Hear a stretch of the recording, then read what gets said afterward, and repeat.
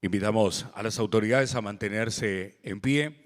A continuación, la banda de música integrada por las Fuerzas de Seguridad Nacional ejecutarán las estrofas de los himnos nacionales. En primer lugar, entonaremos las estrofas del himno nacional argentino.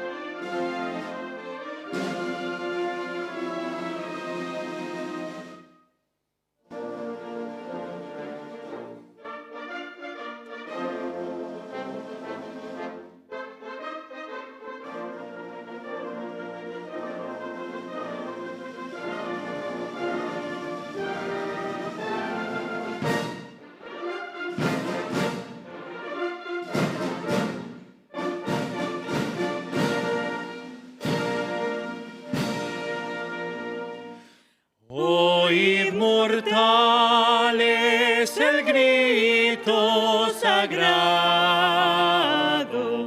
libertad, libertad, libertad. Oíd el ruido de rotas cadenas, ved en trono a la noble igualdad. Ya su trono dignísimo abrieron las provincias unidas del sur, y los libres del mundo responden al gran pueblo argentino. Salud al gran pueblo argentino. Salud, y los libres del mundo responden al gran pueblo argentino. Salud, y los libres del mundo responden al gran pueblo argentino. Salud.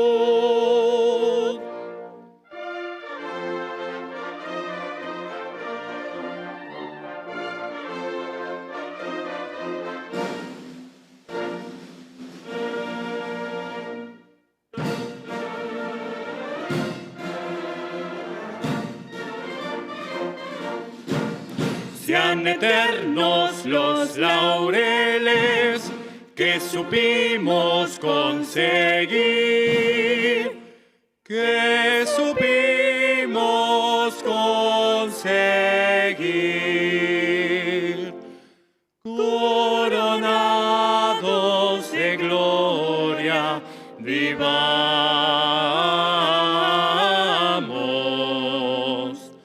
Oh, juremos con gloria morir. Oh, juremos con gloria morir. Oh, juremos con gloria morir.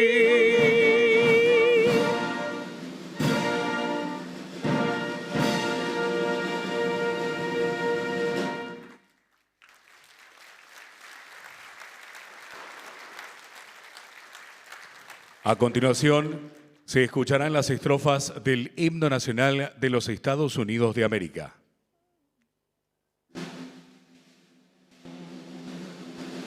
Oh, say, can you see by the dawn's early light what so proudly we hailed at the twilight's last gleaming, whose purple stripes and bright stars through the perilous fight. O'er the ramparts we watched were so gallantly streaming.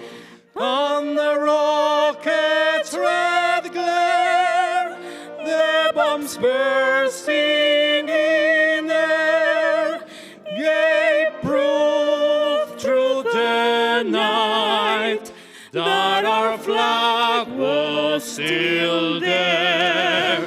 Oh, say does the star-spangled banner yet wave o'er the land of the free and the home of the brave.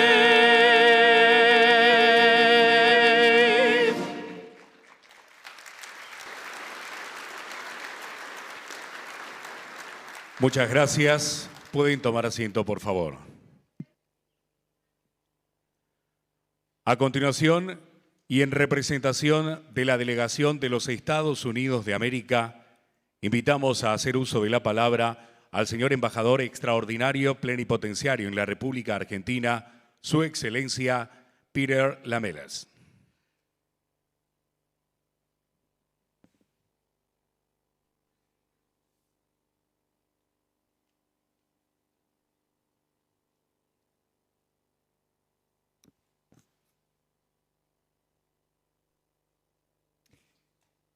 Good morning, everybody.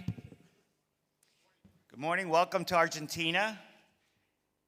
Good morning, Argentina. Okay. It's an honor and a pleasure to address this distinguished group of law enforcement leaders from around the world here today.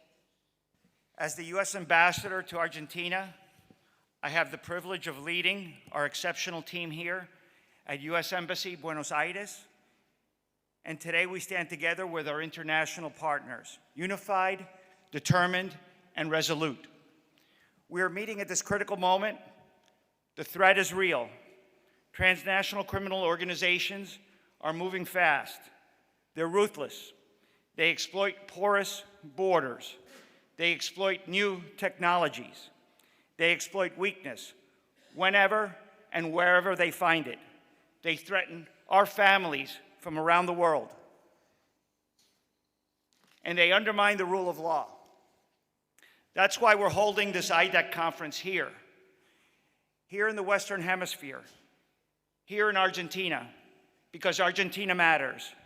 This region is on the front line of the global fight against narco-trafficking and narco-terrorism, but its consequences do not remain here.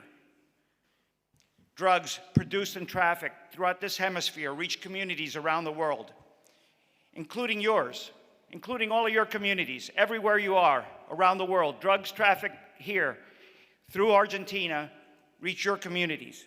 No country is immune, and no country can fight this battle alone. We must work together to disrupt these organizations, dismantle their networks, and most importantly, we must deliver results. Let me share with you something personal about me. Before I was a diplomat, before President Trump called me and asked me to go back to work for the United States, long before, I was an emergency room physician. For more than 20 years, I worked in the ERs, in the emergency rooms of Chicago and across South Florida. I saw what drugs do, not in statistics, but to people, to families. I treated thousands of overdoses. I saw the aftermath of real violence. I witnessed the tragedy of addiction. Even in one of my doctors was addicted to cocaine working in the emergency room, and I didn't even know that. It touches each and every one of us, each and every one of our families. And I looked into the eyes of grieving families. Emergency medicine taught me something very important. When a disease or any threat is spreading, you don't wait. You identify the source. You stop the damage. You act decisively. The same principles apply to transnational cartels. We must attack these organizations at the source. We must dismantle their supply chains, follow the money, disrupt their communications, and stop them before they could spread further. Like treating cancer, metastatic cancer, you have to be very aggressive before it metastasizes. Because once it's done, once the damage is done, and the drugs reach our streets, our neighborhoods, our families, we are just treating the consequences. For me, this fight is personal. This isn't about abstract policy. This is about protecting families, about saving lives. I am personally proud that Argentina is here hosting this conference, this historic 40th anniversary international conference here in Argentina, the country that President Trump sent me to be the ambassador of, to represent the United States of. And I'm personally proud as well because under President Milei's bold, decisive leadership, Argentina has made a choice for law and order, for the rule of law, for security. And Argentina is standing shoulder to shoulder. Here in Argentina, it's codo a codo. In the United States, it's shoulder to shoulder. With the United States and democratic nations against the cartels, terrorist, criminal networks that threaten us all. And the results speak for themselves. Argentina is simply not participating in this fight. Argentina is leading. Look at what's happening on the ground. In close partnership with U.S. agencies, including DEA, FBI, and INL, Argentina is building strong law enforcement capabilities, and those partnerships are producing results. In the past year alone, INL and DEA supported vetted units seized more than 10 tons of cocaine and 65 tons of precursor chemicals right here in Argentina. They arrested 348 high-level drug traffickers, took them off the streets. But this isn't simply about interdiction. This is systemic disruption. And when the cartels adapt, we must adapt faster. We must hit them harder. Look at the province of Santa Fe. I traveled to Santa Fe, where the great city of Rosario is, earlier this year. But in Santa Fe, traffickers built a clandestine airstrip to move drugs from Bolivia and Peru. The DEA worked alongside the Argentine Federal Police to track them down.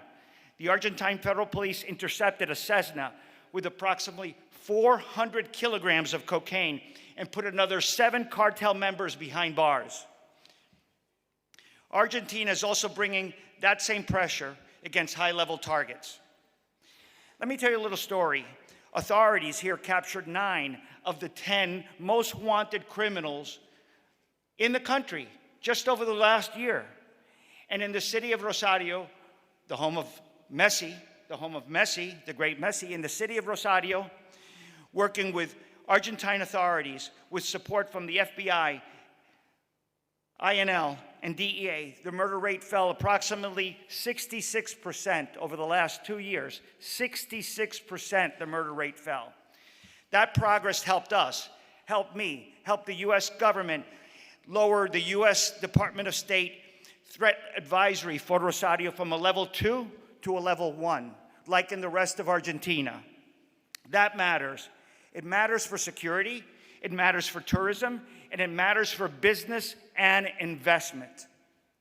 Argentina is disrupting criminal organizations and taking back its streets. That is high-impact law enforcement. But we also know that criminals are constantly trying to out-innovate us, trying to outdo us. We cannot let that happen. Criminals, cartels, and bad actors use digital tools on vulnerable networks, cryptocurrency, encrypted communications, and sophisticated financial operations. So our response must evolve with the threat. Again, last year, INL and DEA trained 50 Argentine law enforcement officials in cyber and cryptocurrency investigations, giving investigators additional tools to follow the money and dismantle illicit online operations. These tools require secure networks and trusted infrastructure. Argentina is also demonstrating an unyielding stance against terrorism. Transnational crime and terrorism are always connected. They exploit many of the same financial networks, criminal routes, and illicit markets. Argentina really understands this threat better than most. This country endured 2 terrorist attacks. Once in 1992, the bombing of the Israeli embassy killed 29 people and injured 200. Again, 2 years later, in 1994, the Amia bombing, an Oklahoma-style car bomb, devastated, destroyed the entire building, murdered 85 innocent people, women and children, there walking on the streets of all religions and all ages, murdered them in 1994, and it injured hundreds more. If you ever have a chance to go to Amia, you should. There's a fantastic memorial there. Argentina will never forget. This was one of the most deadliest attacks on Argentina's soil. And like I said before, Argentina will say, never again.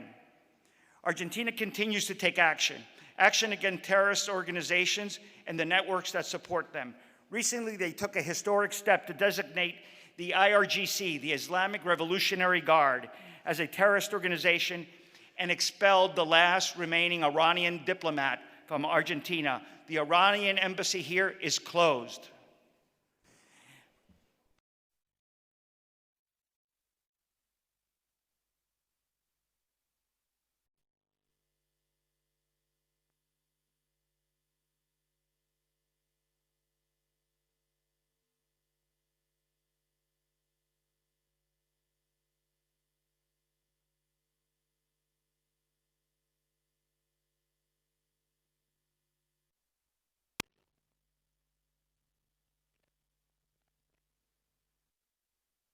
Acquisitions of F-16 aircraft, Stryker vehicles, and Orion P-3 aircraft. It's strengthening border security, expanding support for vetted units, what they call GOCs, improving maritime awareness, maritime domain awareness, deploying new drone capabilities, and developing a 10-year cyber defense country action plan. Argentina is protecting its sovereignty on land, at sea, in the air, and in cyberspace.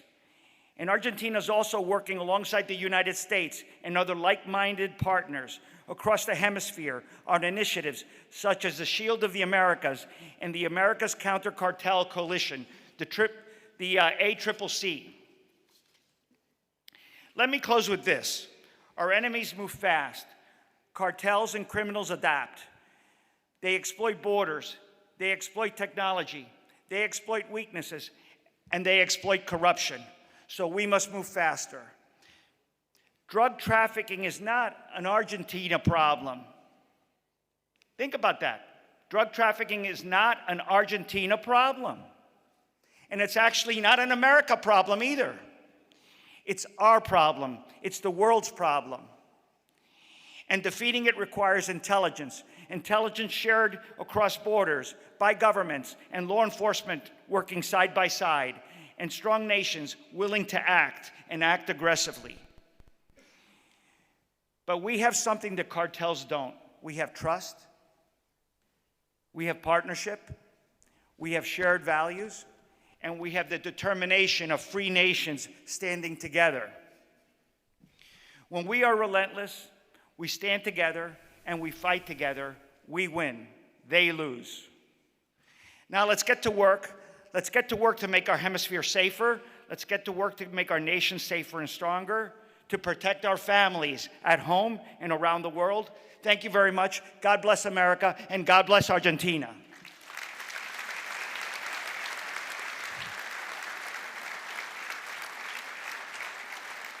Where's Terry? Now it's my pleasure and an honor to introduce a leader with more than 30 years service on the front lines of public safety. As administrator of the Drug Enforcement Administration, Director Terrence Cole leads the fight against global narco-trafficking. You know, let me mention a quick little thing. We had dinner last night. We had the first Argentine asado. I told Terry, go slow.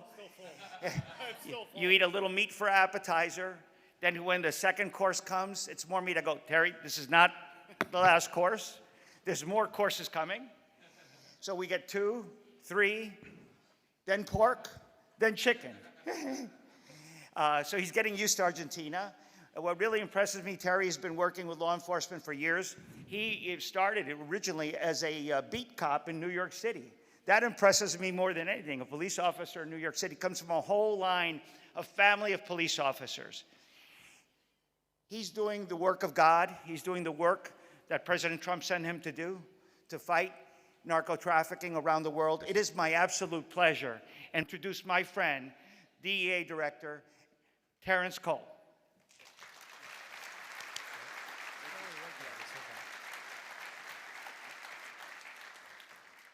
Seguidamente escucharemos el mensaje del honorable administrador de la Administración de Control de Drogas de los Estados Unidos, DEA, Terrence Cole. Boy, after that speech, I want to go to work, Mr. Ambassador. I think we should head out after this conference and continue the good work here in Argentina. And Minister, thank you so much for last night, for hosting not only our team, but our country. So thank you for that. And Martin and the rest of the Argentina team, could you please stand up and be acknowledged? I just want to acknowledge your team by standing up. So Team Argentina, please stand up.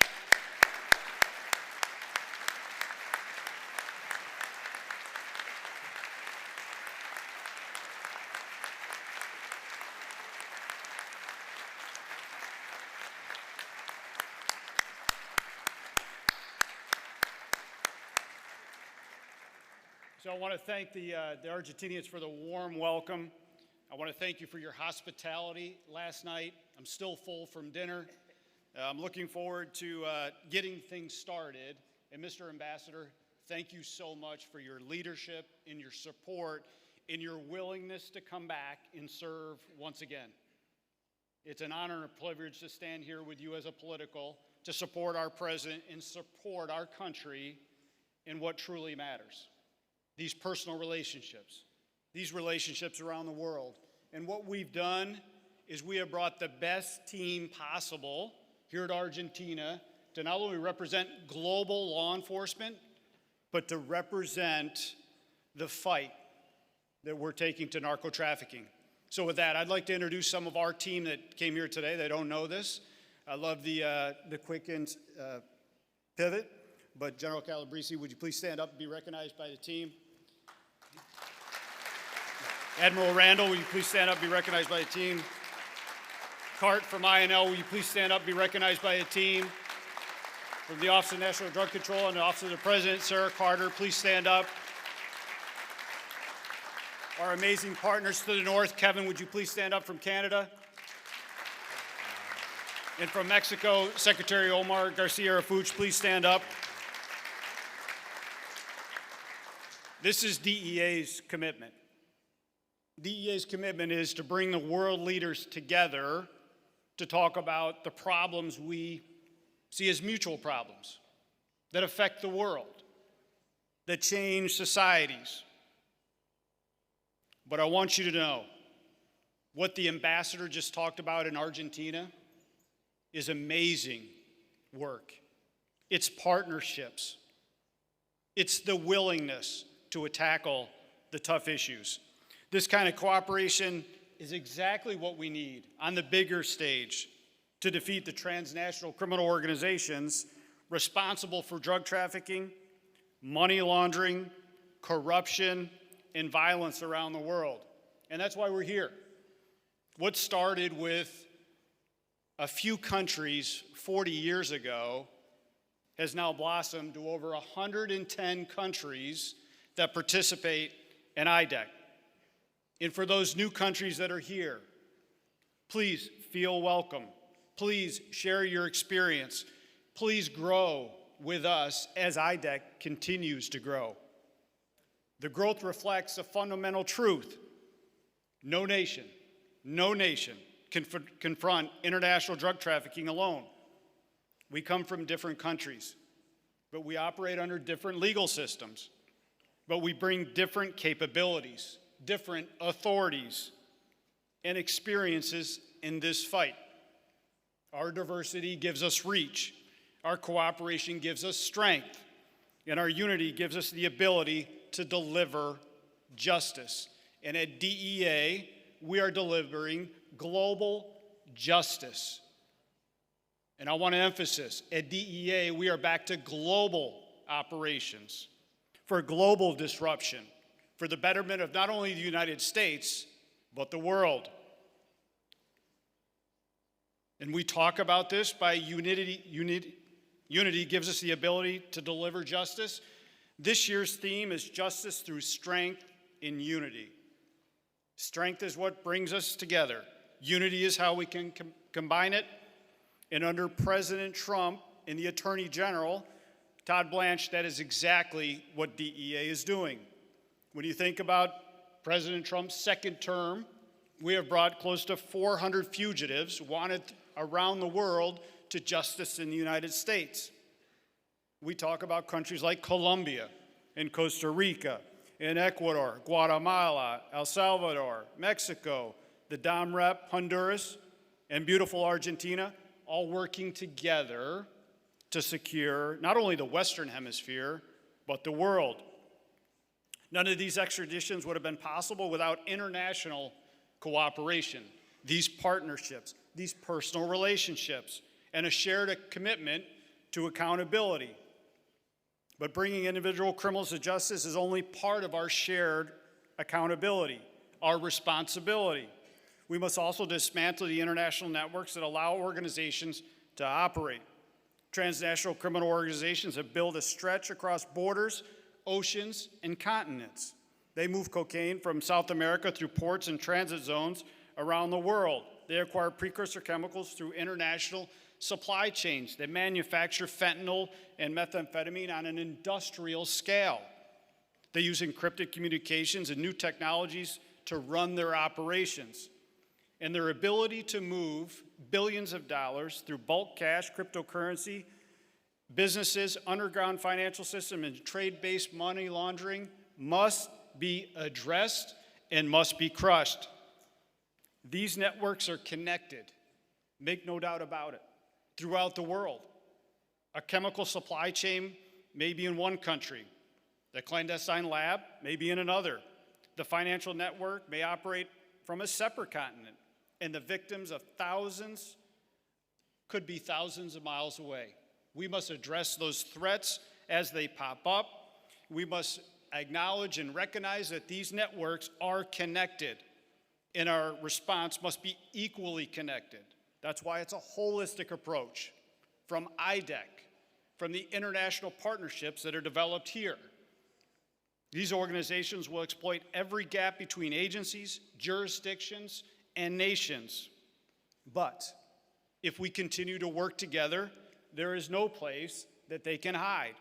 We must continue to apply pressure to these synthetic drugs that have fundamentally altered challenges facing law enforcement. Think about that.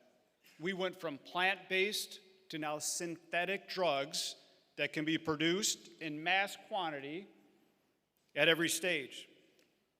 With access to chemicals and equipment and expertise, production can begin quickly, relocate quickly. To scale, these drugs are easily concealed to transport, making it more difficult for law enforcement to detect. Fentanyl remains the most immediate threat facing the United States. And President Trump and the Attorney General have designated cartels foreign terrorists because they are trafficking a weapon of mass destruction that has killed way too many Americans. When I walk into DEA headquarters every single day, I walk past the faces of fentanyl. There are 7,000 kids' pictures when you walk into DEA that have lost their lives to synthetic opioids, specifically fentanyl. There are another 25,000 parents who are petitioned to have their kids on that wall. It's what drives me every single day that we can do better, that we must do better through partnerships, through collaboration, through enforcement, through exchanging information and networks, but attacking the cartels, the transnational organized crimes, the designated terrorists for exactly what they are. And we will continue to do this together. Our laboratory and our chemists are here is world class. They are identifying new synthetic opioids, new orphines, new nitazines that continue to go across boundaries, across continents, that are now being placed in vapes, that is reaching our kids for early addiction, that is reaching our military, that is affecting military readiness. This is not just in the United States, this is throughout the world, and we must tackle these challenges as they present themselves. Since 2020, our chemists, world class, have identified more than 20 unique nitazines that are now entering into the global terrorist market. We must move with urgency because the threat will not wait for us to organize. And we must look beyond the finished drugs. Yes, seizures save lives, but seizures alone will not dismantle an organization producing industrial size scale narcotics. Synthetic drug production doesn't begin in a clandestine laboratory. It begins with precursor chemicals. The United States has charged China-based chemical companies and their employees with knowingly selling and shipping precursor chemicals throughout the world.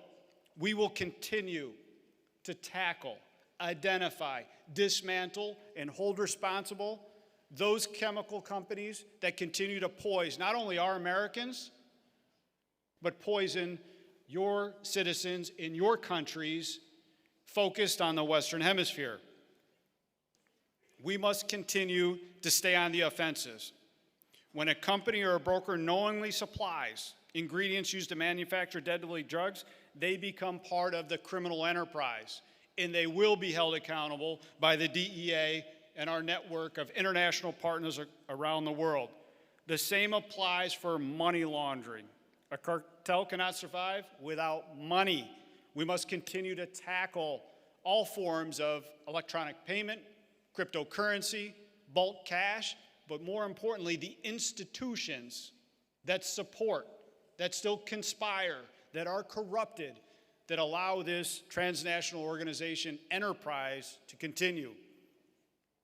So I'd like to close with, this has been a highlight of my career, to return to Argentina for IDEC 40 among so many patriots who love their countries. I love my country. I make no mistake about it. Far too many Americans have died at the hands of the cartels, have died at the hands of these foreign terrorists, have died at the hands of these transnational organized crime networks, but so have your citizens.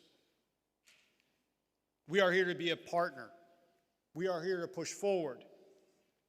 And I want to close where I started. DEA is back to global enforcement.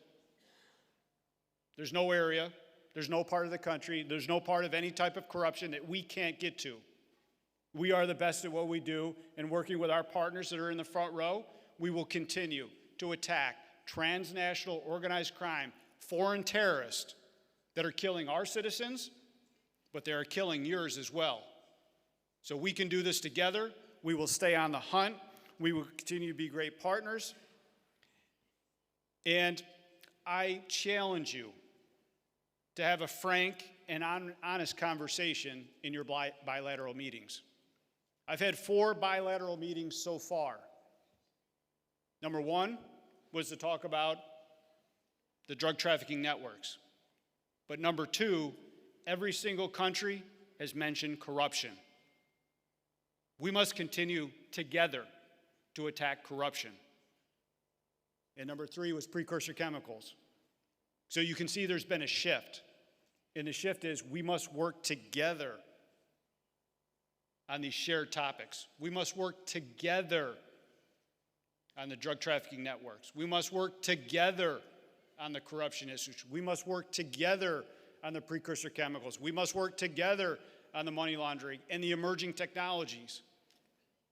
So thank you for being amazing partners. Thank you for being here.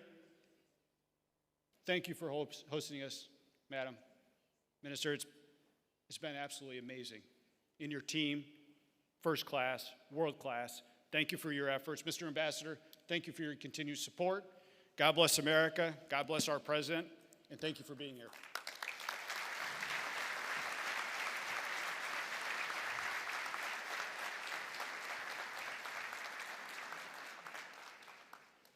Invitamos a dirigirse a los presentes al Procurador General de la Nación Argentina, doctor Eduardo Casal.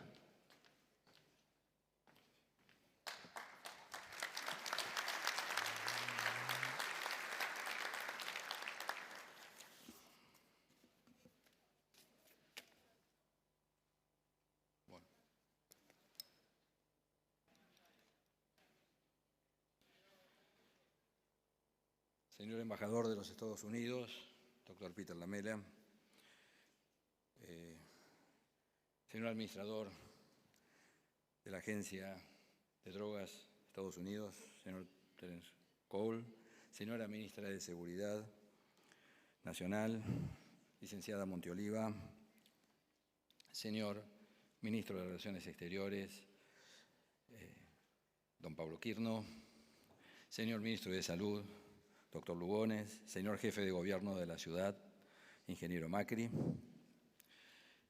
estimados colegas, representantes de la Fuerza de Seguridad, funcionarios del Gobierno Nacional, representantes de las delegaciones extranjeras,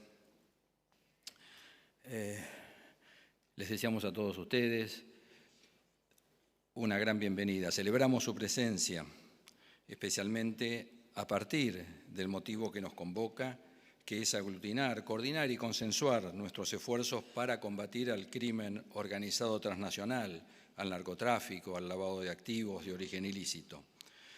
Este camino es el que viene recorriendo el IDEC desde 1983, año en que se llevó adelante su primer encuentro, y que es un reconocimiento al trabajo coordinado que venimos llevando todos los actores involucrados en la prevención y represión de la criminalidad compleja.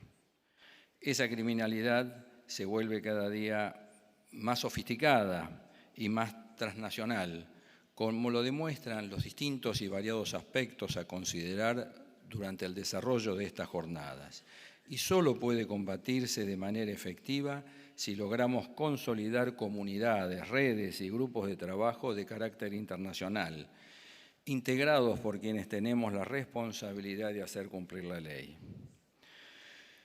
En este punto, considero importante destacar la actividad a nivel regional que se viene desarrollando dentro de la Asociación Iberoamericana de Ministerios Públicos, que actualmente presido en representación de la Procuración General de la Nación Argentina, y que permiten que los ministerios públicos de Iberoamérica puedan perseguir de manera más efectiva las distintas modalidades de la criminalidad organizada transnacional. El éxito de este trabajo mancomunado reposa sobre la existencia permanente de redes de fiscales y grupos de trabajo iberoamericanos, que a partir de la confianza que se ha ido consolidando a través de un trabajo continuo, han generado mejores estándares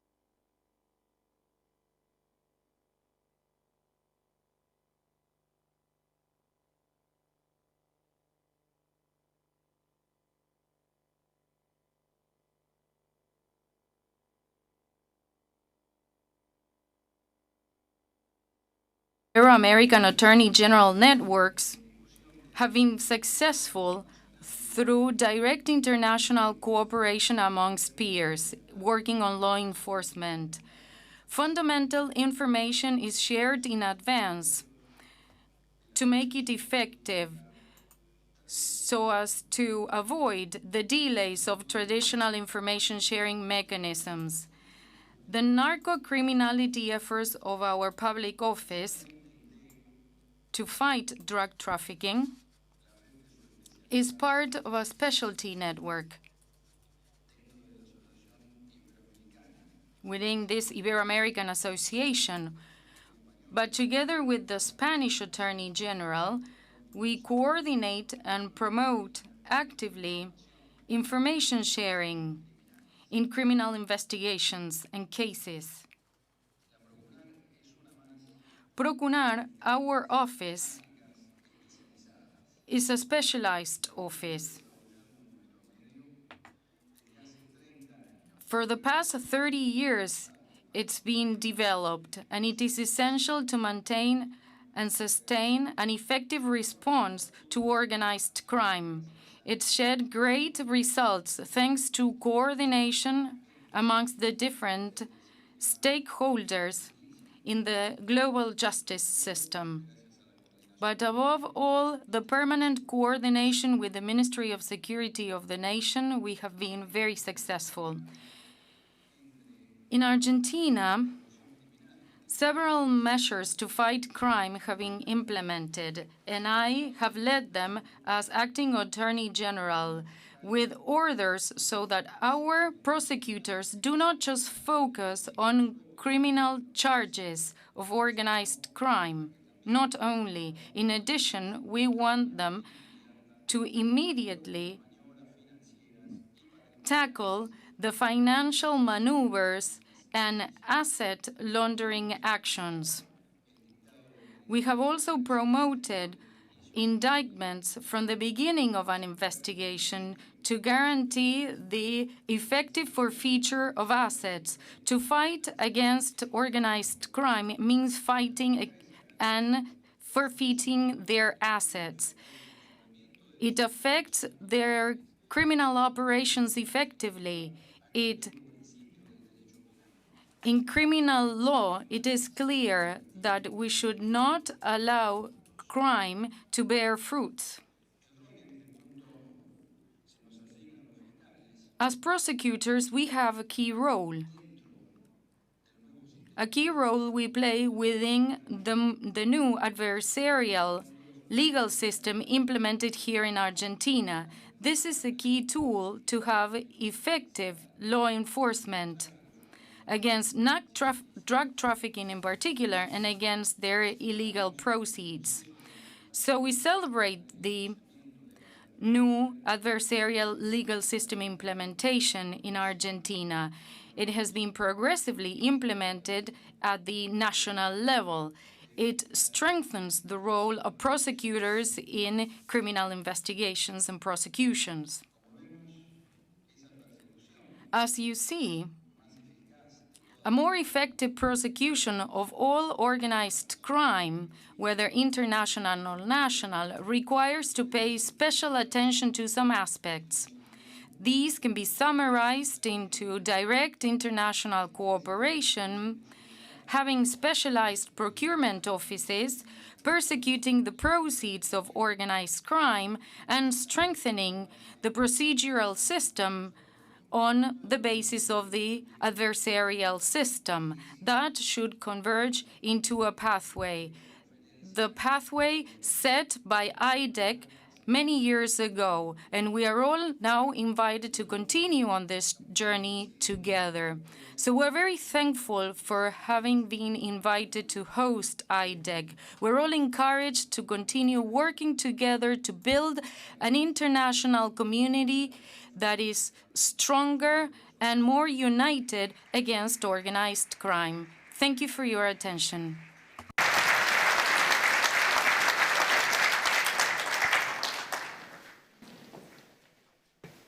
Para coronar.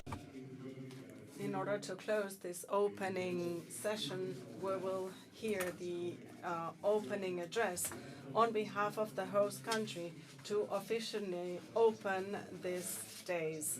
We invite the Honorable Alejandra Monteoliva, the Minister of National Security from Argentina. Good morning, ladies and gentlemen. I also join the greetings shared by my colleague, Mr. Casal. It is my big honor, and for Argentina as well, to be the host for the very first time of this IDEC meeting, this international meeting, which is the most important meeting in the fight against drug trafficking, IDEC 40th edition. And it is especially significant to address you as the host nation together with DEA, the Drug Enforcement Agency from the United States. I would like to cordially welcome all the authorities that are joining us today, the ministers, the secretaries, the heads of agencies, and representatives of the security forces.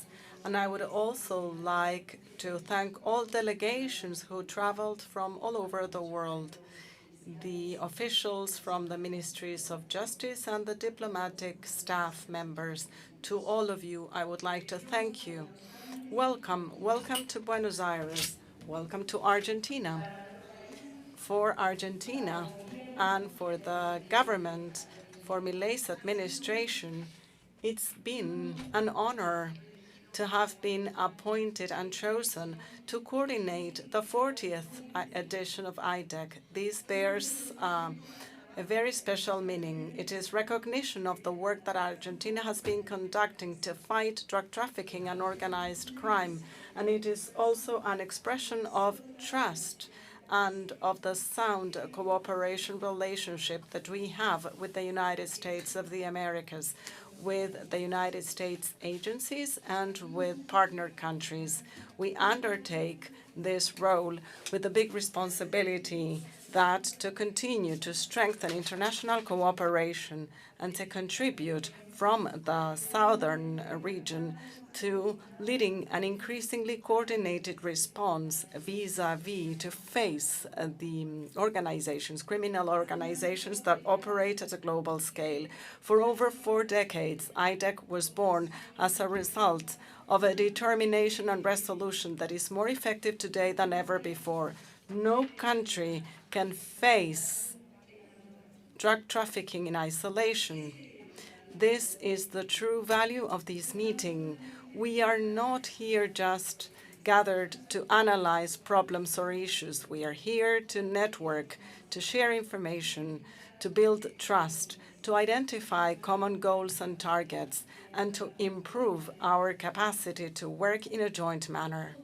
We all around here, all of us in this room, have a common responsibility, that of protecting our societies, that of enforcing the law, and that of defending the rule of law.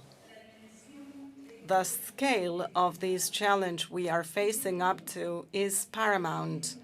Organized crime is one of the scourges of the current century. It weakens governments, it weakens institutions, it destroys human capital, it deepens inequality gaps, it distorts markets, and it discourages investments with a direct impact on economic activities. It is for this reason that it is absolutely impossible to think about growth and development outside of the scope of security, and Latin America knows this really very well.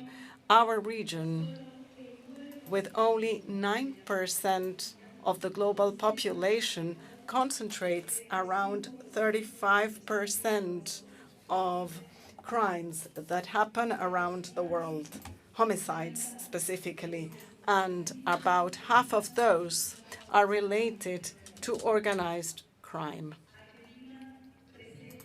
Argentina has today a different situation than in the past. Our rate is 3.6 homicides every 100,000 inhabitants. I'm talking about intentional homicides, an all-times high, an all-times low. In Argentina, 19% of these homicides are related to international organized crime. These indicators show that we are headed for the right direction, but we also have to substantiate and go deeper into the underpinnings of our policies against organized crime. When we took office, we made a decision, a very clear one indeed, to leave in the past any attitude of being defeated by drug trafficking and by organized crime, and to start to fight against them with an offensive, comprehensive strategy based on 3 big pillars. Namely, degrading or undermining structures. We don't prosecute isolated cases. We attack full organizations, how they work, how they finance themselves, how they move about their resources, what their logistic networks are, and how they connect with other criminal organizations within the country and outside Argentina. Argentina has had 2 years in a row, has had record high levels of drug seizures. This is an all-time record in a market that evolves quickly and that forces us to adapt our skill sets permanently. These numbers show how productive our federal forces are, but at the same time, they also reflect better territorial control, better investigations, and a growing capacity to grow our criminal intelligence, because this implies to put an end to criminal structures, their logistics and their funding, their sources of funds. Additionally, to stopping and arresting those who commit those crimes. Rosario, as our ambassador was mentioning, is probably the clearest example of such a strategy. For years on end, the city, Rosario, coexisted with levels of violence that seemed to have turned structural. And as of Bandera's plan, the national government and the government of the Santa Fe province, as well as the government of the city of Rosario, worked following the very same strategy, coordinating federal and provincial forces, criminal intelligence, investigation, and justice. Homicides in the city of Rosario were reduced by 66%. And they were also reduced by 75% in the 11 areas and 15 neighborhoods that are patrolled by the federal forces till this day. And the most important thing is that the results that this represents. The state regained control over a territory that was being disputed by criminal organizations, and the local citizens were restored with peace. We bring this example from Rosario because it is a lesson that was learned that goes beyond Argentina, that goes beyond Rosario itself. When there is political will, when political will is adamant, when it is based in information, when it is based on command, when there is cooperation among jurisdictions, and when strategy is substantiated over time, it is possible to restore the power and to impose control on criminal organizations. The second pillar is our fight against drug trafficking and drug terrorism. The traditional categories are no longer enough for us to fully understand the threats that we are faced with. Criminal organizations diversify their activities. They establish partnerships. They use new technologies and global financial systems. And in many a case, they are related with terrorist structures or with players that intend to use organized crime for their ulterior motives. Argentina has a tragic track record when it comes to terrorism. For that reason, we have decided to strengthen our tools in order to identify, prosecute, and affect organizations and people when related to terrorism. We have strengthened deployment and reporting in our public records when it comes to people related to acts of terrorism and funding thereof. This includes 12 organizations and hundreds of individual members from Hamas, Hezbollah, the Soles cartel, among others. And the third pillar here is what we have mentioned from the very beginning by those that have taken the floor so far. This is international cooperation. No country can face organizations that operate at a global scale on its own in isolation. This is why we are here gathered together.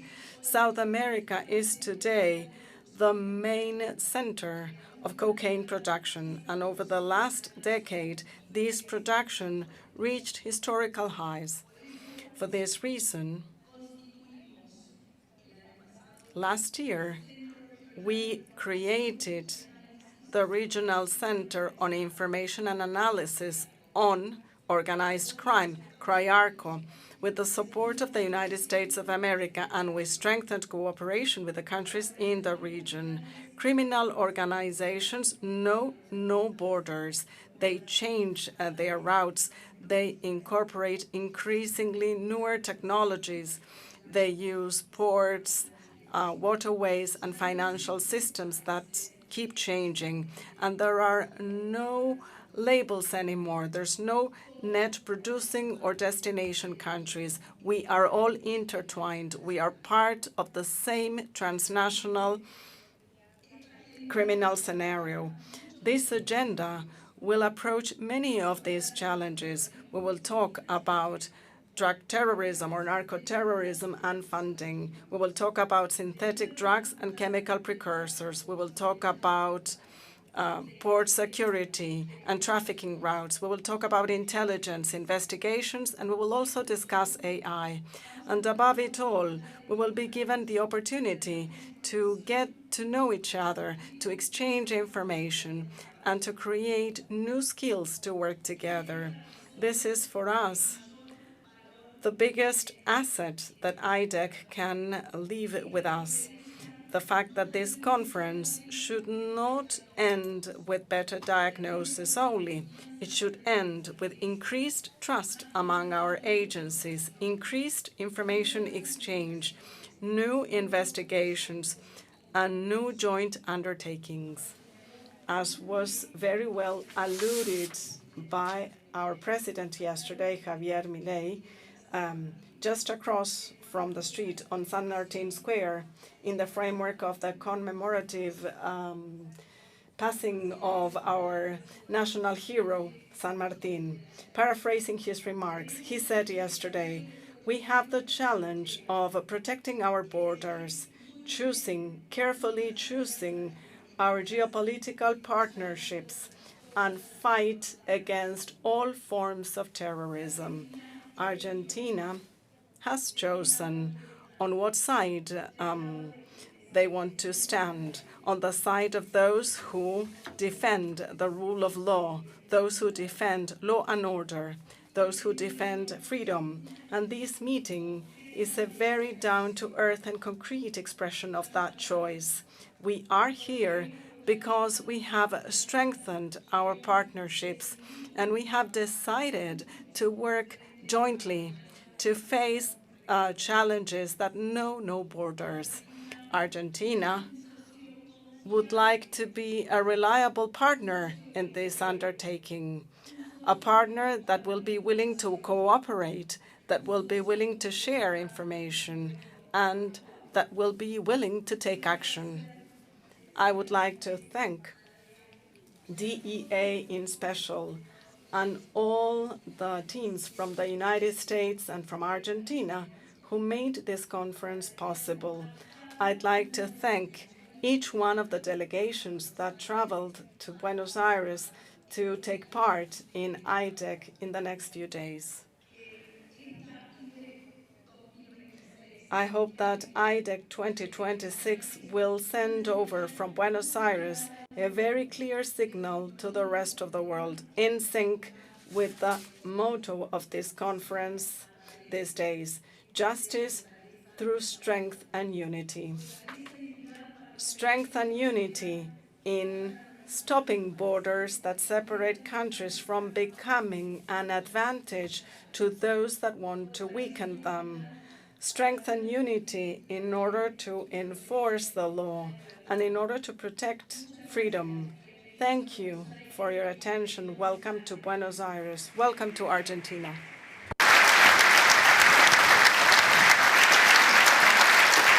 Agradecemos las palabras. We thank the National Minister of Security of Argentina for her words. We now ask authorities to step out of the stage and take their designated seats. Now, Terence Cole will remain on stage to introduce the next speaker. Thank you.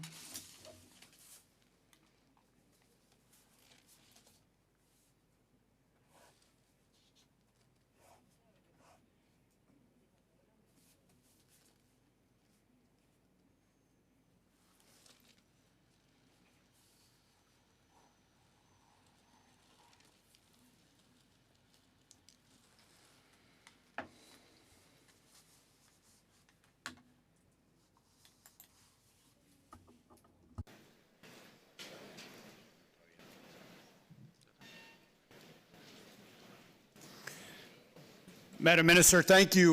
Muchas gracias, señora ministra.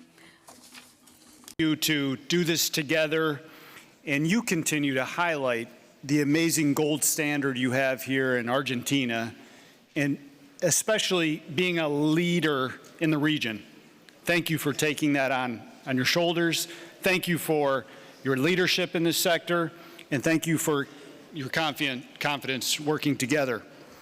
Today, we're going to hear from a leader that knows firsthand the dangers of our job. Not only has he confronted these threats at the highest levels, he continues to live them every single day. It's my privilege to introduce a proven law enforcement leader, a trusted partner, and a good friend to the United States, Mexican Secretary of Security and Citizens Protection, Omar Garcia Harfuch. Secretary Harfuch has devoted nearly 2 decades of public service to protect people in Mexico. He served as the Mexican Federal Police and Criminal Investigation Agency that led Mexico City, and now serves as the Secretary of Security and Citizens Protection. Secretary Harfuch understands the threats we face globally together. Transnational criminal organizations traffic deadly drugs, spread violence, corrupt institutions, and destroy families. They operate across borders and exploit every weakness. Confronting them requires strong intelligence, aggressive investigations, coordinated operations, and the determination to see the mission through. He knows the importance of sharing intelligence, targeting criminal leaders, disrupting supply chains, and dismantling networks from top down. He understands also the personal risk. In 2020, he survived an assassination, an attempt that claimed the lives of 2 members of his security detail. Yet, he returns to duty. Yet, he faces these threats head on. Omar, Secretary Harfuch, friend, thank you for your leadership, your friendship and partnership. I appreciate you being here. This delegation appreciates you being here. These over 100 countries appreciate you being here. And ladies and gentlemen, please join me in welcoming Mexico's Secretary of Security and Citizen Protection, 𝐤𝐤𝐜𝐤𝐿.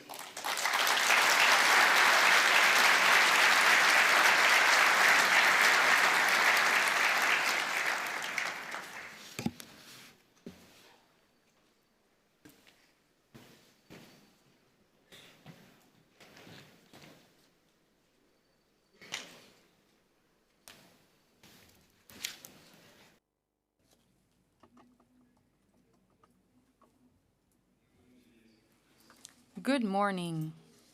It is an honor for me to speak at this International Drug Enforcement Conference. I'm here sharing a meeting with men and women with a common responsibility to protect our citizens against violent criminal organizations who are constantly looking for ways of scaling up and generating violence. For me, it is an honor to share this meeting today. So many people with so much experience, so many years you have devoted to the most noble of jobs, to protect others. Thanks to the government of Argentina for hosting the meeting. Dear ministers and admirals, thank you for being here. Today, I want to thank in particular the DEA of the United States, and I want to thank in particular its administrator, Terrence Cole, for the invitation for maintaining a direct, strong partnership with Mexico with clear targets. I want to thank Terrence Cole because since he was appointed, information has flown much better and much faster with the DEA.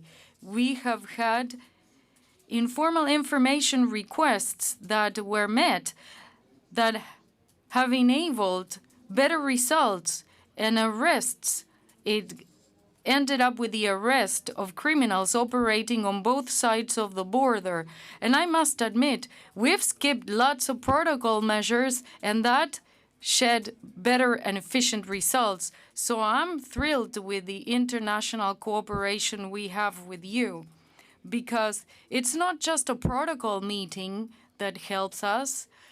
Whatever we do to build trust and share information faster, whatever we do to progress much faster than criminals, then the better. I want to recognize and thank René Amarillas, the Mexican attaché of the DEA in Mexico. He was appointed by Terrence. Thanks for supporting us and strengthening coordination amongst the Mexican institutions as well. I now take 25 minutes of your time to report on what Mexico has done on the 2 years of the current administration. This is not a finished job. In the following meetings, we will ask for your help to identify points of improvement and learn from your lessons. Joint work is built from professional relationships, institutional trust, and the timely information sharing. Your contributions are essential to maintain open communication channels. Again, I am pleased to say that in the past few months, coordination with the DEA has improved significantly.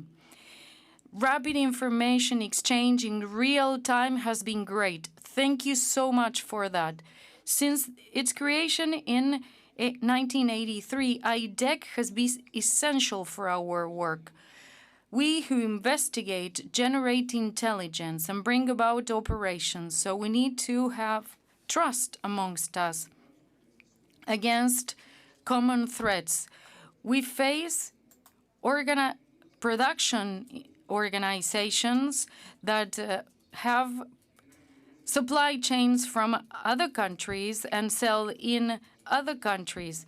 Criminal organizations understood, even before we did, that they could harness our borders better for their benefit.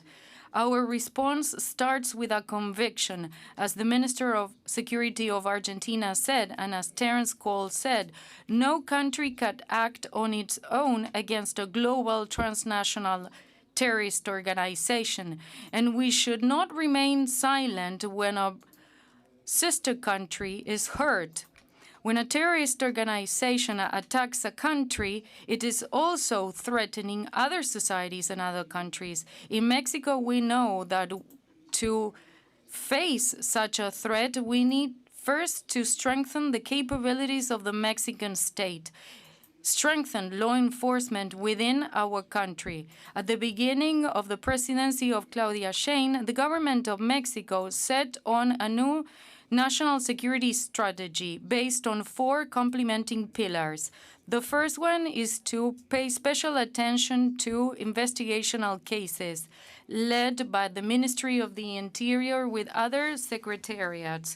Through concrete actions, we provide access to basic rights, education, housing, sports, emphasizing on the youth our efforts and people in vulnerable situations, because we want to prevent terrorist organizations from managing them. So we have social plans, we have recovered public spaces and developed community associations. We have prevention campaigns against drug consumption too.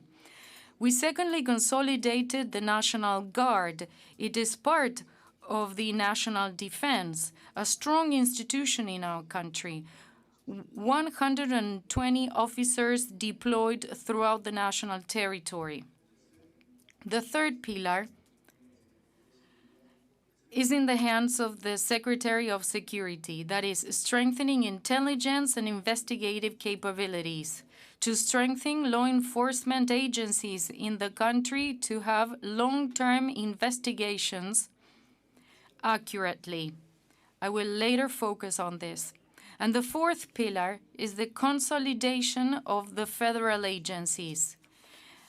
Mexico has 32 federal states, but out of the 32, only 7 states of the Republic, only 7 gather 50% of homicides. There are 20 states where no murders have occurred. Most of the murders are found in only 7 states. Intentional murders and the high-impact crimes and most serious crimes are found in those 7 states too.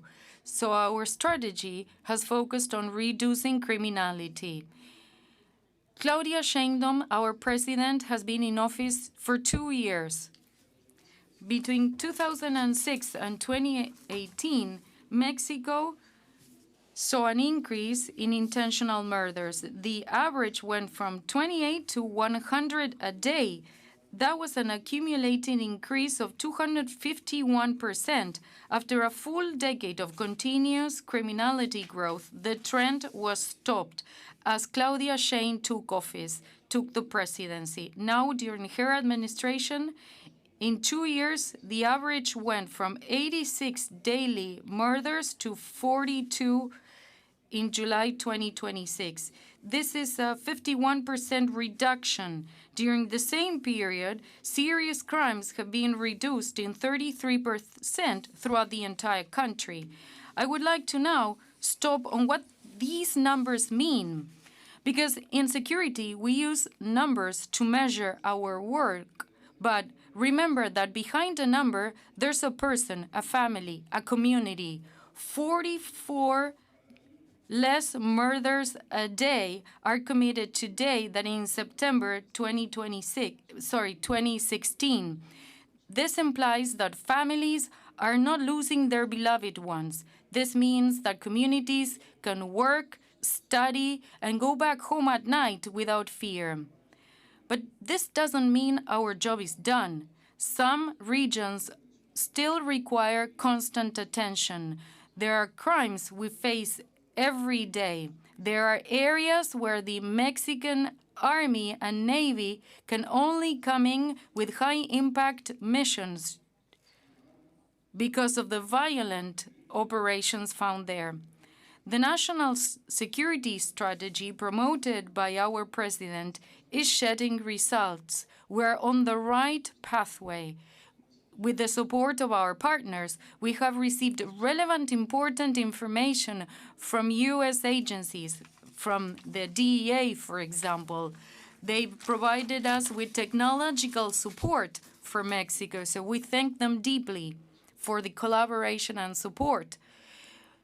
We have a respectful partnership with the United States, and our strategy, the security strategy in Mexico, is set by the President, Claudia Sheinbaum. She leads this strategy every day. Every morning at 6 a.m., the Security Cabinet meets in the presidential house.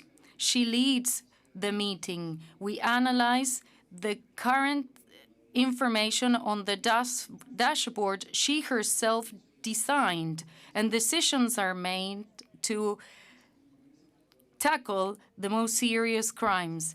She imparts orders to the cabinet, to the leader of the public secretary, to the army, the navy, and the federal police, always respecting autonomy.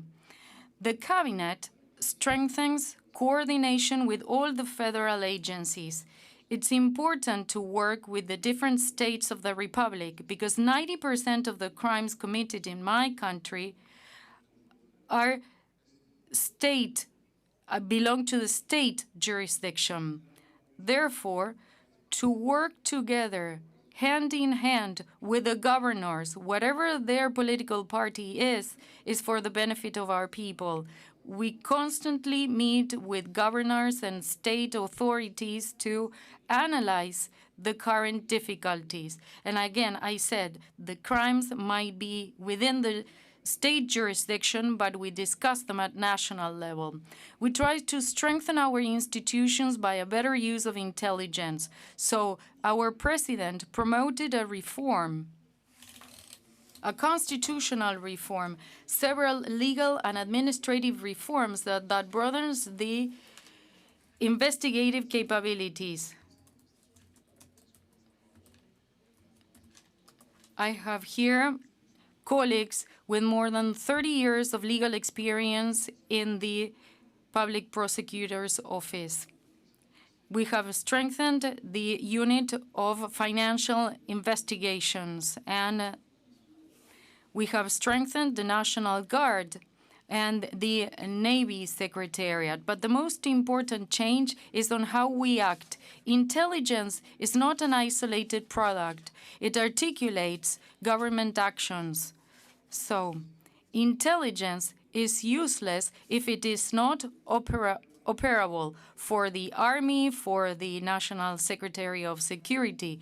We need intelligence insights that translates into arrests, to neutralizing criminals. Intelligence leads investigations. Intelligence supports trials to dismantle criminal organizations. The National Center of Intelligence brings together all the information gathered by whatever law enforcement institution there is in Mexico. Its role is to analyze and transform into insights information gathered so we can all act. That is, the National Center of Intelligence brings together military, naval, civil, and financial information.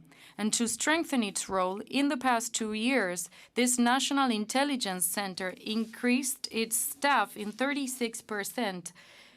It's key since its creation. It has now 5 regional centers, 32 stations, and is also represented in foreign countries. Criminal organizations are more and more sophisticated, and so should we. We should know their structures, understand their operations to stop them. In October 2024 and July 2026, the National Intelligence Center carried out geolocalizations for legal procedures and tapped onto communications, and we created evidence through unmanned aircraft gathering information. When the President Claudia Sheinbaum came to office, we only had 1 aerial platform, and now we have 16 aircrafts. Forensic analysis supports investigations against key targets.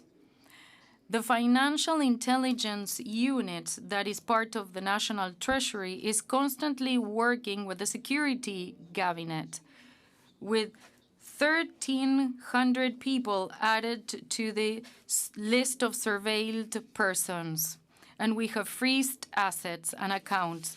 We want to thank the cooperation in this regard with the United States, because now OFAC works in coordination with the Financial Information Unit to exchange information about financial institutions that aid and abet criminal organizations. We aim at their economic structures. For many years, the strategy against organized crime focused on arresting its kingpins. But in the first meetings we held as a team with Terence Cole and the DEA, we discussed that. We said for many years we were only looking for the kingpins. And this is important, but once a leader is arrested, 3, 4, 5 more would come up, candidates would come up to take the floor. And they would become more and more violent. So we are currently deploying a different approach. It's not just a matter of arresting the kingpins. We need to dismantle the criminal financial activities that provide support with operations, as the DEA recently did by offering rewards, not just for leaders, but for organizers within a criminal organization, to hit them hard at the bottom, at the top, and in the middle of their structure. We know that to reduce crimes, we need to arrest the criminals. That's basic. But we need to prevent their organizations from reorganizing. A key example of this change is how we tackle the distribution and production of synthetic drugs. It's not just a matter of the seizure of cargoes. We also need to close labs. We need to find the rural storage of chemical precursors, their specialized equipment, and the temporary sites they may have to avoid being arrested. There are international chains of distribution and logistic storage and distribution networks that supply illegal markets within and outside Mexico. Cuando las autoridades To that end, when authorities disrupt these organizations, we destroy the infrastructure of production. We disrupt supply chains with billionaire losses for criminal organizations, with hindered capacity to reinstate their operations. It is important to specify to the following. Now that mechanisms of traceability have strengthened, where there is surveillance of ports, logistic chains in coordination with international partners in Mexico, the Army and the Navy have destroyed over 2,700 clandestine laboratories. This is a historical high in our country.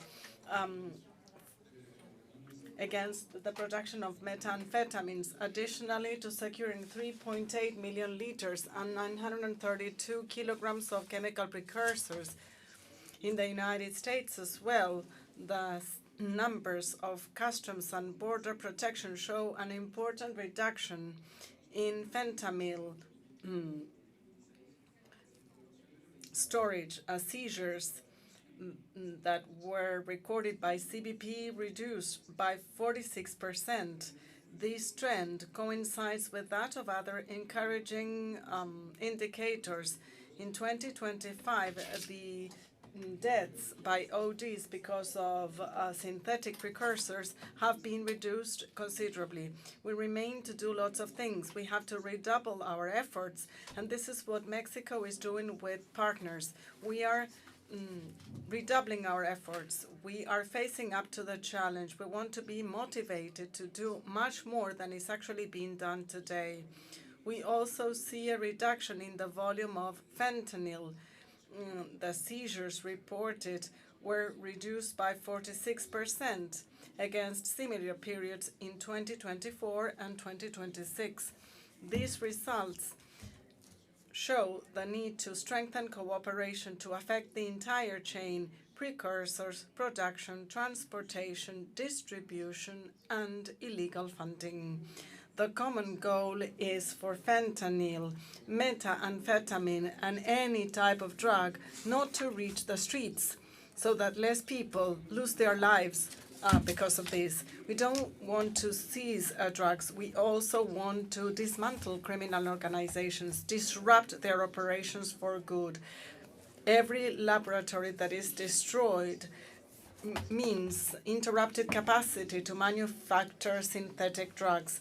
Therefore, drugs won't reach the streets of Mexico or the United States. When facilities are disrupted, then thousands of dollars, billions of dollars don't reach these organizations who would otherwise corrupt authorities, would purchase weapons, and would continue to cause further harm. Our Secretariat plays a key role. From the very beginning, maritime operations have increased, and they have ensured this in the framework of up to 88 tons of cocaine, significantly affecting the international supply chains and funds of transnational criminal organizations. In one single event, it is the greatest effort undertaken by the Secretariat. 8 tons of cocaine seized overseas from Michoacán. This additionally to all the things that were done before. From the very beginning, the Security Cabinet has arrested lots of people due to high-impact crimes. This increased the population of inmates. This affects the operational capacity of criminal organizations. It reduces their capacity to transport and distribute drugs. It stops them from committing homicides and kidnapping. These people are criminals who will no longer be on the streets. In the country where I come from and in neighboring countries, we work in a very coordinated manner with the United States. In Mexico, we have ensured the fact that 38,000 armed fires were stopped. Information is flowing quicker from our partners from the United States to know where the weapons come from, where they were purchased, and we also would like to thank the United States for the big effort on this. Out of these 32,800 weapons, 20% were seized in Sinaloa, one of the states where there is greatest violence in the country. As part of this strategy, the greatest majority of the 518 tons of drugs that were seized by the National Secretariat. A heap of drugs, 2 tons and 5 million fentanyl pills. These substances won't then reach the national or the international market. This progress is the result of the efforts of thousands of men and women from the national defense, the border control, the Security Secretariat, the Unit of Financial Intelligence, and police offices from the entire country. These are the heroes of these results. Strengthening our national capacity is not enough vis-à-vis transnational organizations. For this reason, Mexico has strengthened and would like to continue to strengthen its international cooperation. We had great understandings with our partners, especially from the United States, where we managed to undertake shared responsibility, mutual reciprocity, trust, timely exchange of information. This quick, timely exchange of information and respect for the sovereignty of each nation with the United States. This cooperation translated into actions against targets that threaten both countries and countries herein represented as well.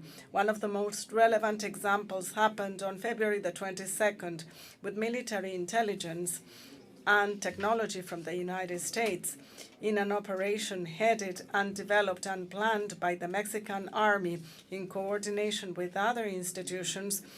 A historical operation was conducted where Nemesio Ceguera was dead, the leader of 𝐤𝐤𝐜𝐤𝐤𝐿 cartel. He was one of the most sought-after persons. The United States offered a reward of $15 million if he would be arrested. 2 months later, staff members of special operations of the Secretariat arrested El Jardinero, the regional leader of 𝐤𝐤𝐤𝐤𝐿.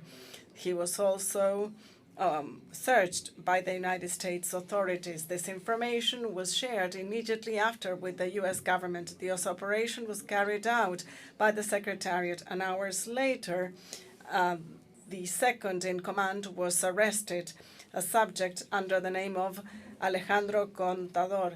He was a financial operator, and for this, the United States offered a reward of up to $5 million. In less than 2.5 months, they received these blows.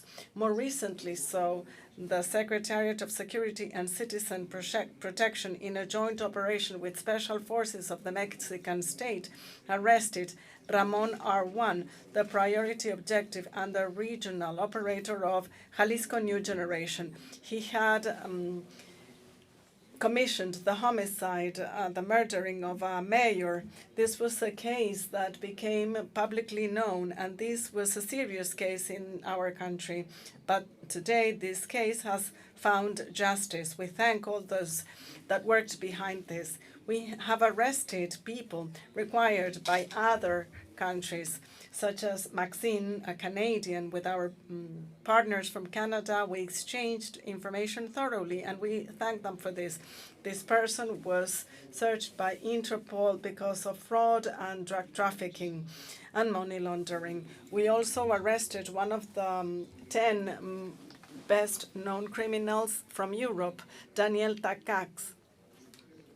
Another subject, the leader of the criminal Swedish network, was located in Mexico after operating in a structure that was devoted to money laundering. This was a primary goal for the European authorities because this criminal was involved with drugs and weapon trafficking. We also arrested the founder and the commander of Salvatrucha MS3 leader. For 2 decades, he had run violent criminal activities of this transnational organization in the United States, Mexico, and El Salvador.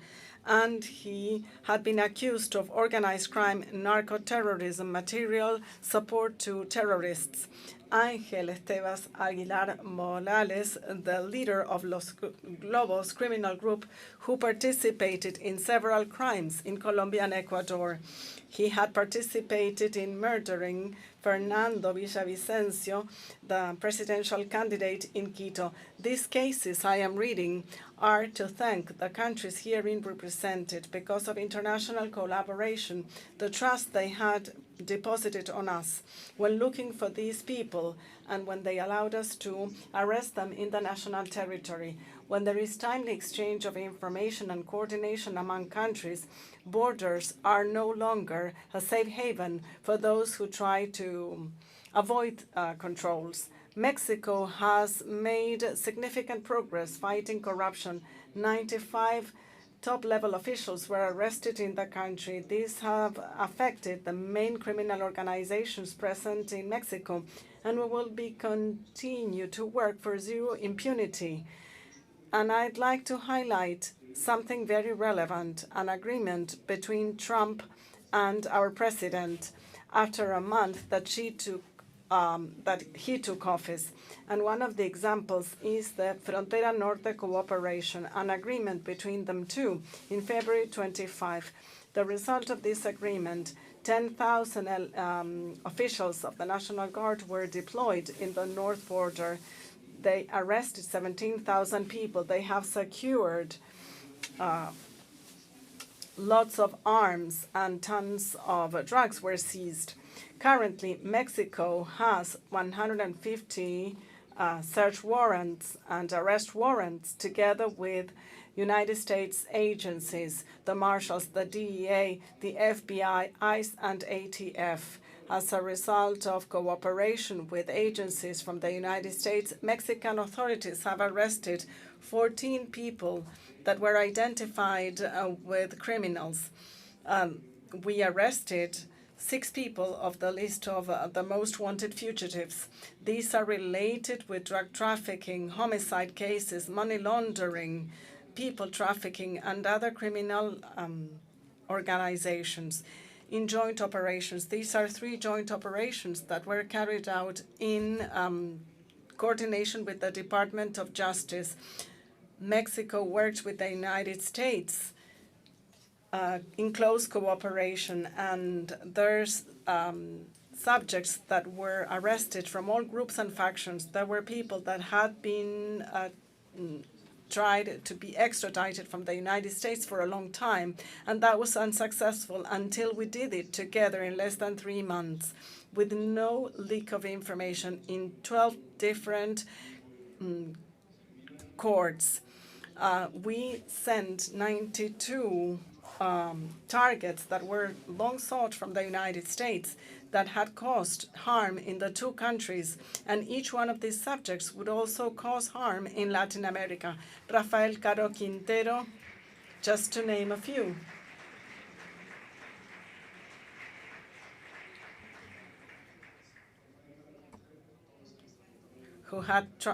Who tried to be extradited. Martinez Latuta, one of the subjects that killed the largest number of police officers. 𝐤𝐤𝐿 𝐵𝐵𝐻𝐵𝐻𝐵𝐿, the founder of Jalisco cartel, who had close connections with the government. Ricardo Ricky Sauceda, who generated violence on the borders with the United States. Pedro Insulza Coronel, the operator of the Sinaloa cartel. Gonzalez, and other founders of other criminal organizations. This was an unprecedented organization based on the scale, complexity, and relevance for the security of both countries and those in Latin America. We also have permanent cooperation with DEA and other international agencies in order to exchange information related with these priority targets, in order to get feedback that can be used to continue to arrest people and conduct operations across Mexico. The government of Mexico has and will continue to have international cooperation and shared intelligence and parallel investigations, coordinated investigations, arrests, and financial seizures against criminal organizations, transnational criminal organizations. DEA exchanges information to locate priority targets and strengthened operations that have to do with dismantling of any drug-related operations. Cooperation is measured based on protected lives, criminals that are arrested, drugs that are seized, financial networks, and organizations that end up being weakened. And Mexico would like to strengthen this cooperation. Drug trafficking, weapon trafficking, chemical precursors, maritime routes, and illicit finances are not isolated goals. They are the links to the very same chain. If criminal organizations mesh up their own strengths, we have to do the same and follow them. We need for information to travel faster. We need for information to travel faster than drugs and illegal money. Illegal money should find no tax haven in any financial institution. Our coordination should outsmart that of criminal organizations. But we should say this very clearly. We are faced with criminals who have lost any limit, whether moral or human. They have no respect for life or human dignity. They have no respect for women, children, or families. Their violence is systematic and deliberate. Vis-à-vis this cruelty, the response of the states cannot be mild or fragmented. Mexico proposes to strengthen exchange of information further, and we are thankful for the exchange received so far. No criminal organization can be stronger than states when they act together with intelligence and committed and sustained commitment. Mexico will continue to do its share. We will keep strengthening institutions, sharing information, investigating, arresting those who generate violence, and cooperating with our international partners. Nuestros cargos Our office and the power we hold are fleeting, but not our responsibility. While we are here, we should use every resource available to us to take out of the streets those who kill. It is our responsibility to do more because we're still alive. Partners have lost their lives in the fight against crime. We'll honor their lives by never stopping. Thank you for your attention.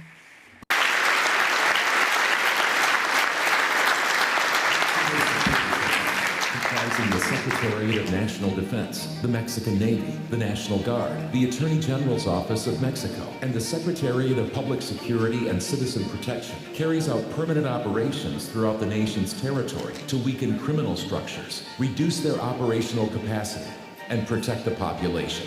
This work is guided by the 4 pillars of the national security strategy promoted by President Claudia Sheinbaum, addressing the root causes of violence, strengthening the National Guard, intelligence and investigation, and coordination among security institutions and the 3 levels of government. Since the beginning of the current administration, the daily average of intentional homicides has fallen by 51%. Guanajuato, Guerrero, Sinaloa, Morelos, and Baja California were the states that registered the greatest decrease in their daily average of intentional homicides. This means there are 44 fewer homicides per day compared with September 2024. This decline is the result of a comprehensive strategy that combines arrests, seizures, land and maritime operations, and intelligence and investigations aimed at disrupting the operational, logistical, and financial structures of criminal organizations. In parallel, deployments have been reinforced in states requiring priority attention, including Michoacán, Sinaloa, the state of Mexico, and Morelos, through targeted actions tailored to the specific conditions of each region. The Secretariat of National Defense, through the Mexican Army and Air Force, together with the National Guard, is present in the regions with the highest levels of violence, in coordination with federal and state authorities. These deployments make it possible to expand the presence of the Mexican state, increase surveillance on roads, highways, and rural communities, and provide direct protection to the population and to productive sectors. In addition, through coordinated actions by the Security Cabinet, 2,725 clandestine laboratories used for the production of synthetic drugs have been dismantled.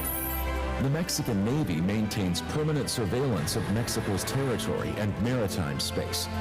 Through naval intelligence, patrols, and targeted operations, it identifies vessels and routes used for international drug trafficking. As a result, during the current administration, nearly 88 tons of cocaine have been seized at sea, equivalent to approximately 176 million doses that never reached the streets, along with 192 vessels linked to illicit activities.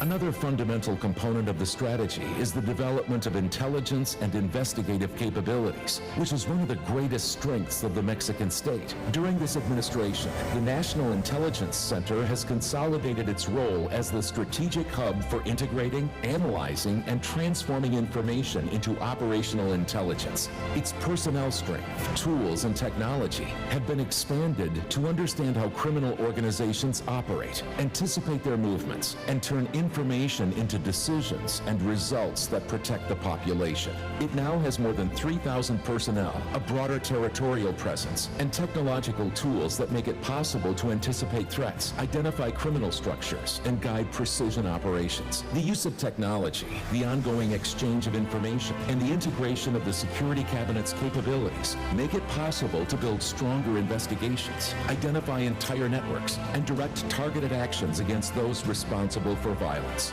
Notable among these capabilities are platforms such as the Jump 20 VTOL, an unmanned aircraft with vertical takeoff and landing capability that provides persistent surveillance and intelligence gathering without relying on a conventional runway. The Diamond DA-62, a manned special mission aircraft that integrates multiple sensors for longer range, longer duration operations, and mobile ground control stations, which make it possible to plan, monitor, and receive in real time the information generated by these systems from any point in the national territory. International cooperation is also a vital tool against criminal organizations that operate beyond national borders. As part of this cooperation, the government of Mexico carried out the transfer to the United States of 92 priority targets linked to criminal organizations. This is one of the most significant coordination actions in recent years and is the result of joint work between the institutions of the Security Cabinet. The commitment of the government of Mexico is to combat criminal organizations, protect the population, and create conditions of security and well-being for Mexican families. We do so with stronger institutions, intelligence and investigation, the coordination of capabilities within and beyond our territory, and full respect for our sovereignty. Our goal is to build lasting peace in Mexico and to contribute through effective and responsible cooperation to a safer region.